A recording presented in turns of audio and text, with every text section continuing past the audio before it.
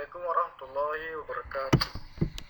Perkenalkan, nama saya Muhammad Zaki Al-Khulaifi, NIM 2101101010121. Saya akan menjelaskan tentang teori penawaran uang modern. Penawaran uang sebagai jumlah uang kartal dan uang giral yang beredar pada suatu waktu tertentu. Singkatnya, penawaran uang adalah jumlah uang yang beredar. Penawaran uang diartikan sebagai jumlah uang kartal, uang giral, dan uang kuasi yang beredar pada suatu waktu tertentu. Penawaran uang atau money supply adalah jumlah uang yang beredar. Dalam mempelajari penawaran uang, harus dibedakan antara mata uang yang telah dikeluarkan dan diedarkan oleh bank sentral. Mata uang tersebut terdiri dari uang kertas dan uang logam. Dengan demikian, mata uang dalam peredaran sama dengan uang kertas.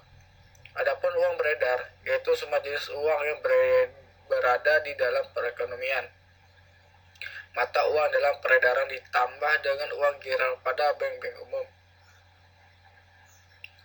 Teori penawaran uang meliputi teori penawaran uang tanpa bank dan teori penawaran modern.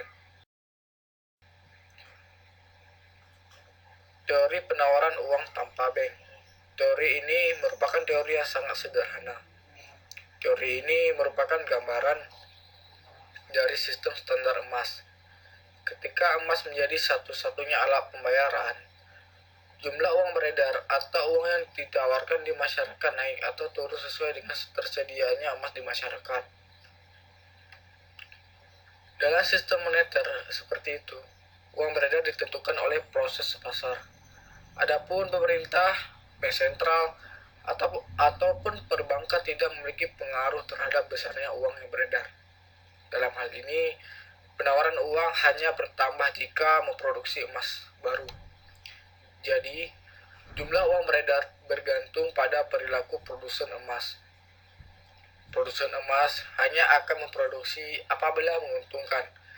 Ciri penawaran atau supply emas pada zaman tersebut, ada jumlah emas atau alat tukar yang beredar berubah-ubah, bisa turun atau naik. Jumlah emas turun apabila terjadi defisit neraca pembayaran luar negeri untuk pembayaran barang dikirim keluar karena impor ekspor. Terjadi perubahan jumlah emas ini juga bisa dikarenakan adanya peningkatan penggunaan emas untuk produksi lain. Misalnya perhiasan jumlah emas juga akan naik jika terjadi surplus pembayaran luar negeri atau ditemukannya tambang emas baru. Uang beredar benar-benar ditentukan secara otomatis oleh proses pasar di atas. Tidak ada campur tangan pemerintah atau otoritas moneter yang melakukan kebijakan moneter. Penambahan produksi emas ditambang dan dimurnikan oleh produsen emas mengikuti hukum perilaku produsen atau penawaran, mengikuti permintaan dan harga emas tersebut. Jika harga emas tinggi dibandingkan barang yang dipertukarkan, maka produksi emas akan tinggi. Namun kemudian jika supply emas berlebih, harga emas akan turun dan supply-nya akan berkurang. Teori penawaran uang sistem emas belum berkembang dan masih dalam bentuk yang sederhana, karena tidak banyak memerlukan campur tangan untuk mempengaruhi jumlahnya. Ada teori penawaran uang modern. Dalam perekonomian modern digunakan sistem standar kertas, dan sebagai sumber terciptanya uang beredar adalah otoritas moneter, pemerintah dan bank sentral, dan lembaga keuangan. Otoritas moneter sebagai sumber penawaran uang inti dan lembaga keuangan sebagai sumber penawaran uang sekunder. Jumlah uang beredar merupakan proses pasar, artinya hasil interaksi antara pemerintah dan penambukan hanya menciptakan uang atau merupakan keputusan pemerintah saja. Apabila suatu waktu permintaan uang inti tidak sesuai dengan penawaran uang inti, maka para pelaku pasar untuk masing-masing akan melakukan penyesuaian berupa tindakan-tindakan pengubah struktur atau komposisi dari kekayaan dari subpasar uang inti sehingga terjadi keseimbangan antara permintaan dan penawaran. Demikian juga terjadi ketidakseimbangan di pasar uang sekunder. Kedua subpasar ini harus mencapai keseimbangan secara bersama-sama. Contoh, ketika pasar dalam posisi keseimbangan, pemerintah menambah uang inti kepada masyarakat. Ada kenaikan gaji pegawai. Tambahan uang inti akan diterima masyarakat sebagai tambahan uang tunai. Hal ini dapat mengganggu keseimbangan karena masyarakat akan merasa terlalu banyak memegang uang tunai. Jika tindakan penyesuaian yang dilakukan oleh masyarakat adalah dengan menyimpan berkelebihan uang tersebut dengan rekening giro, maka berarti bahwa cadangan bank menjadi lebih besar, dan bank mungkin akan menanamkan kelebihan uang tersebut dengan membeli SBI. Dan transaksi tersebut, bank menerima SBI dan BI menerima uang tunai. Jadi, tambahan uang inti pemerintah kembali ke BI sebagai otoritas moneter. Uang kartal yang dipegang masyarakat tetapi ada uang tambahan uang giral sehingga MI bertambah. Dalam dunia pertukaran modern, para produsen emas tidak mempunyai peranan moneter lagi karena dalam standar uang kertas, sumber dari terciptanya uang beredar adalah otoritas moneter. Bank sentral sebagai supplier uang inti dan lembaga keuangan perbankan sebagai supply uang sekunder. Pasar uang itu terdiri dari dua subpasar, yaitu subpasar pasar uang supply uang sekunder. Masing-masing mempunyai permintaan dan penawaran. Namun kedua subpasar tersebut sangat erat berhubungan sekunder. Berhubungan satu sama lain. Subpasar uang primer lebih bersifat fundamental karena uang sekunder giral diciptakan oleh bank berdasarkan uang primer yang dipegang bank. Tanpa ada uang primer tersebut, jika mungkin bank menciptakan uang sekunder. Jadi kedua subpasar tersebut bisa dibedakan secara konsep, tetapi jelas bahwa dalam kenyataan kedua tidak terpisah satu sama lain. Mengingatkan kedua subpasar tersebut sangat erat terkait satu sama lain, maka para pelaku pasar baru berhenti melakukan tindakan-tindakan penyesuaian hanya apabila permintaan dan penawaran di masing-masing subpasar mencapai keseimbangan secara bersama-sama. Apabila pada suatu saat subpasar uang inti mencapai keseimbangan tetapi subpasar uang sekunder belum, maka keseimbangan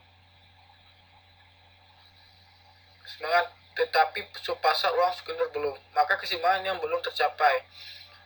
Di subpasar uang sekunder akan terjadi tindakan penyesuaian dan mempengaruhi permintaan dan penawaran.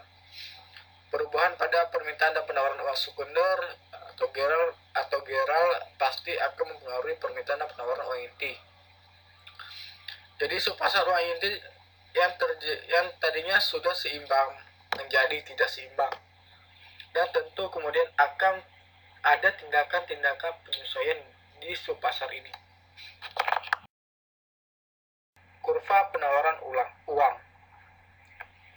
Kurva penawaran uang pada umumnya memiliki slip positif, seperti halnya kurva permintaan uang.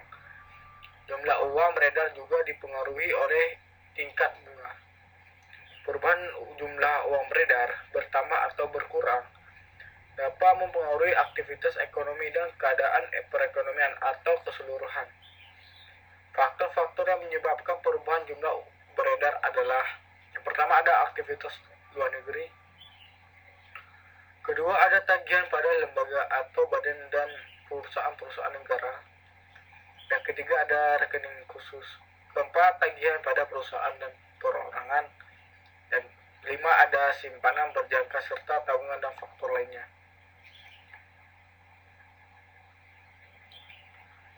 Faktor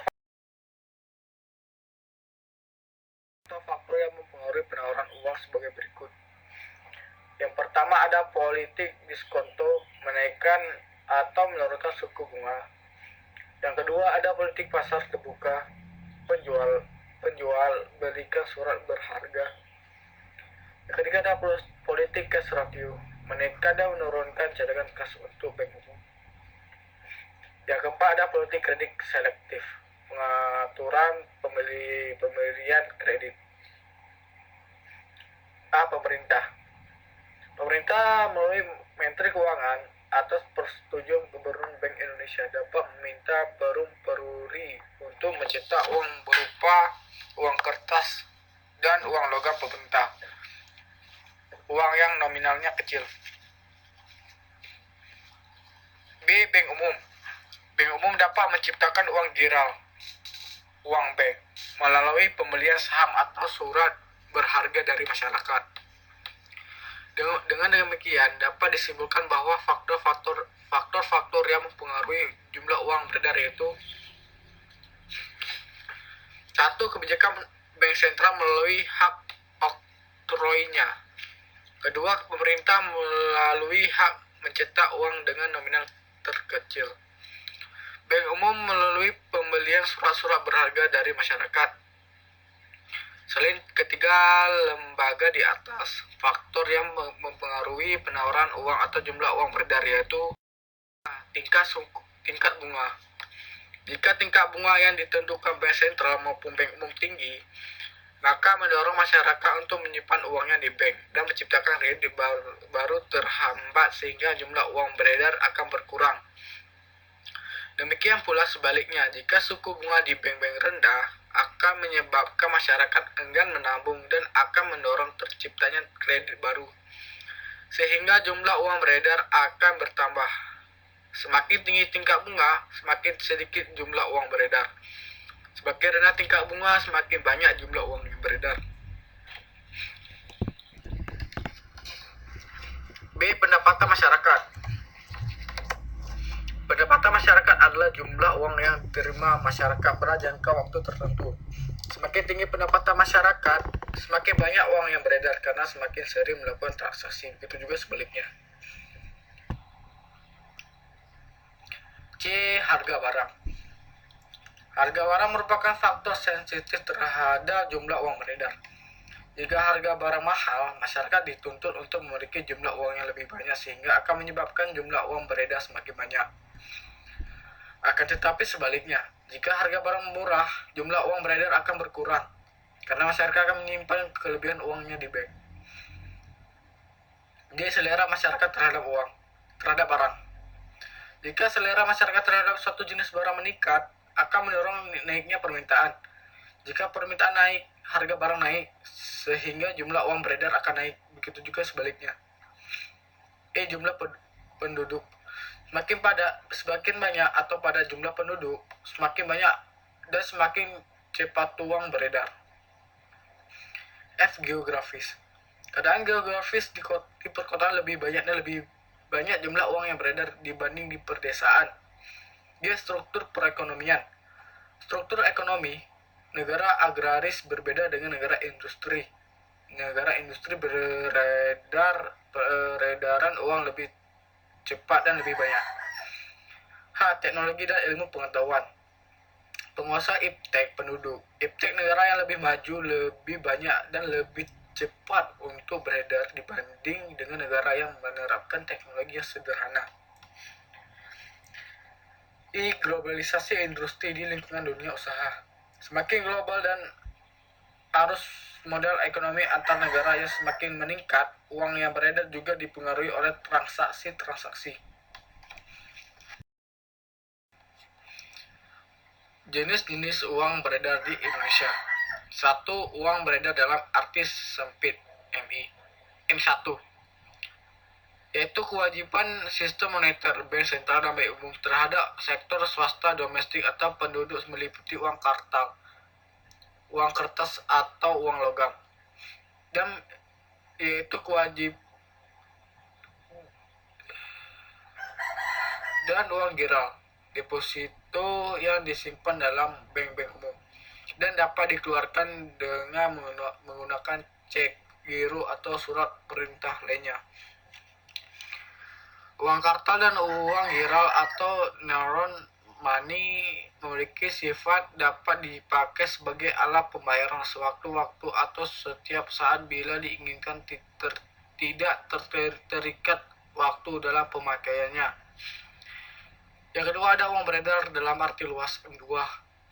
Dalam beredar dalam arti luas tersebut juga di likuiditas perekonomian, yaitu kewajiban sistem moneter terhadap sektor swasta domestik meliputi M1. Ditambah uang kuasi QM. Uang kuasi terdiri dari deposito berjangka tabungan, valuta asing memiliki swasta domestik, simpanan berjangka lain yang jangka waktunya lebih pendek termasuk rekening pasar uang dari pinjaman semalam antar bank, bank overweight. Uang kuasi ini adalah uang yang tidak dapat dipakai setiap saat dalam pembayaran karena terikat waktu. Definisi uang beredar lebih luas lagi, M3,